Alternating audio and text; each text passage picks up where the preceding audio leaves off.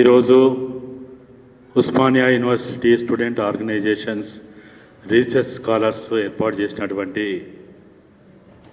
ఈ కార్యక్రమంలో పాల్గొన్న ప్రతి ఒక్కరికి కూడా ఉద్యమాభివందనాలు. మనం ఇప్పటివరకు చాలామంది మాట్లాడడం జరిగింది, సమయం కూడా ఎక్కువైంది. అయితే నేను చాలా రోజులుగా మాట్లాడుతున్న విషయమే, ఈ యుద్ధం ఎవరి మీద, ఈ యుద్ధం ఎవరి కోసం, ఈ యుద్ధం ఎందుకు? ఈ మూడు ప్రశ్నలకి మనం సమాధానం వెతుక్కోకపోతే మనం ఈ దేశ పౌరులు అనిపించుకోం. ఈ యుద్ధం, ఈ అంతిమ యుద్ధం భారత రాజ్యాంగం మీద యుద్ధం. ఈ యుద్ధం భారత రాజ్యాంగంలోని 5-6 షెడ్యూళ్ల మీద యుద్ధం. ఈ యుద్ధం పేసా చట్టం మీద యుద్ధం. ఈ యుద్ధం 170 మీద యుద్ధం. ఈ యుద్ధం ఈ భారతదేశ భౌగోళిక స్వరూప ఏర్పాటుకి కారకులైనటువంటి మూలవాసులైనటువంటి భారత రాజ్యాంగంలో 5-6 షెడ్యూళ్లు తెచ్చుకోవడానికి డాక్టర్ బాబాసాహెబ్ అంబేద్కర్ తోటి ఆనాడు కాన్స్టిట్యూషన్ అసెంబ్లీలో ఒక జైపాల్ సింగ్ ముండా కావచ్చు, ఒక రామ్ దయాల్ ముండా కావచ్చు, ఒక గౌరవనీయులైనటువంటి అనసూయ గారు కావచ్చు, అప్పటికే ఉద్యమాలు పోరాటాలు జరుగుతున్నటువంటి ఒక బిర్సా ముండా కావచ్చు, ఒక కొమరం భీం కావచ్చు, ఒక అల్లూరి సీతారామరాజు కావచ్చు, ఈరోజు అబూజ్మడ్గా పిలువబడుతున్నటువంటి ఆ మాడు ప్రాంతంలో 1910లో జల్ జంగల్ జమీర్ ఉద్యమానికి నాయకత్వం వహించినటువంటి గుండాదారు కావచ్చు, ఒరిస్సాలో కిషన్ నాయక్ కావచ్చు, భారతదేశ వ్యాపితంగా 10 రాష్ట్రాల్లో 5వ షెడ్యూల్ ఏర్పాటుకి కారకులైనటువంటి ఆ ఆదివాసీల పోరాటాలని ఈరోజు మొత్తంగా లేకుండా జరుగుతున్నటువంటి యుద్ధంగా మనం భావించాలి. ఈ యుద్ధము బిర్సా ముండా మీద యుద్ధం, ఈ యుద్ధము అల్లూరి సీతారామరాజు మీద యుద్ధం, ఈ యుద్ధము కొమరం మీద యుద్ధం. ఇది మావోయిస్టుల మీద మాత్రమే జరుగుతున్న యుద్ధంగా మనం చూడొద్దు. ఇది మావోయిస్టుల మీద జరుగుతున్న యుద్ధం కాదు. ఈ దేశంలో ఈ దేశ సంపదని కాపాడాలి, రక్షించాలి అని చెప్తున్న వాళ్ళ మీద యుద్ధం ఇది. దాని గనుక మనం అట్లా చూడకపోతే రాబోయే రోజుల్లో ఇదేదో 1000 మందికి, 2000 మందికి, 5000 మందికి పరిమితమైనటువంటి విషయం కాదు ఇది. ఆ రోజుల్లో బ్రిటిష్ వాళ్ళు సుమారు 20,000 మందిని ఈరోజు జార్ఖండ్గా చెప్పబడుతున్నటువంటి జార్ఖండ్లో ఊచకోతకొచ్చిండు, నరమేధం సృష్టించారు.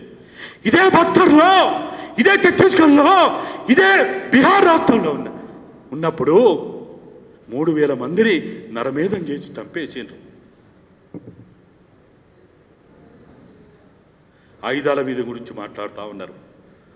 ఆయుధాలు చేతబుని పోలీస్ స్టేషన్ల మీద దాడులు చేసినటువంటి, ఆయుధాలతోటి పోలీస్ స్టేషన్ల మీద దాడులు చేసినటువంటి అల్లూరి సీతారామరాజు విగ్రహాన్ని ఇదే ప్రధానమంత్రి ఎట్లా ప్రతిష్ఠ చేస్తాడు? వనవాసం గురించి మాట్లాడుతూ ఉన్నారు, అరణ్యవాసం గురించి మాట్లాడుతూ ఉన్నాడు. మరి రాముడు అరణ్యవాసం ఎందుకు వేండు? రాముడు అరణ్యవాసం ఎందుకు వేండు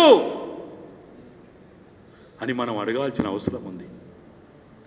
ఈరోజు ఈ చర్చ మావోయిస్టులతోటి, కగార్తోటి ముడిపడి లేదు. ఈ చర్చ ప్రతి చౌరస్తాలో జరగాలి, ప్రతి బొడ్రాయికాడు జరగాలి, ప్రతి కూడల్లో జరగాలి. ఈ చర్చని కనుక మనం ఆ స్థాయిలో తీసుకుపోలేకపోతే ఇదేదో ఛత్తీస్గఢ్ సంబంధించింది, ఇదేదో నారాయణపూర్, దంతెవాడ, సుక్మా, బీజాపూర్ సంబంధించింది అనుకుంటే లాభం లేదు. ఈ దేశంలో ఉన్న 10వ షెడ్యూల్ భూభాగం చెప్పబడే 11.9% భూభాగానికి సంబంధించిన సమస్య ఇది. ఈ దేశంలో ఉన్న 2011 జనాభా లెక్కల ప్రకారము 14 నుంచి 16 కోట్ల జనాభాకి సంబంధించిన సమస్య ఇది.